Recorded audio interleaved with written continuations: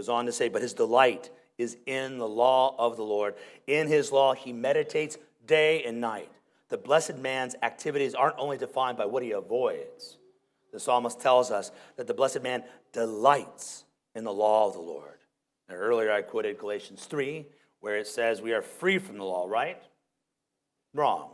It actually said that we are free from the curse of the law. There are aspects of the law that have been abrogated in Christ, but the moral law of God will never pass away. There's three uses of the law of God. Before I define them, I must admit that in my explanation, I'm drawing heavily from an excellent article by R.C. Sproul on the subject. I recommend you just Google R.C. Sproul and the three uses of the law for some good Sabbath day reading later today. The first use of the law is to be a mirror that reflects the perfect righteousness of God, and in doing so, illuminates mankind's sinfulness. As Augustine wrote, the law bids us, as we try to fulfill its requirements and become wearied in our weakness under it, to know how to ask for the help of grace.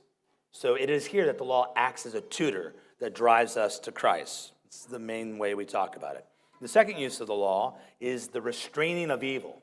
It is true that the law has no power to change man's hearts.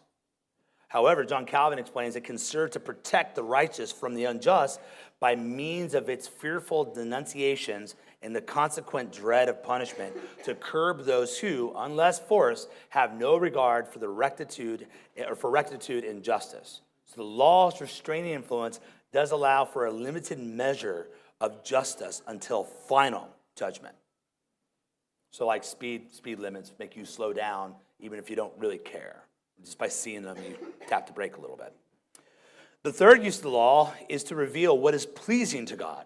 This is the use that we are most concerned with this morning.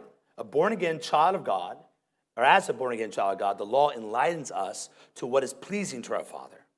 The larger catechism says the moral law is of special use to the regenerate because it shows, among other things, how they ought to take their greater care to conform themselves thereunto as the rule of their obedience. Every good son delights in the things that his father delights in, whether they be good or evil. In this case, when I mean good son, I mean son that looks up to his father. In this case, God's children delight in the law because God himself delights in it.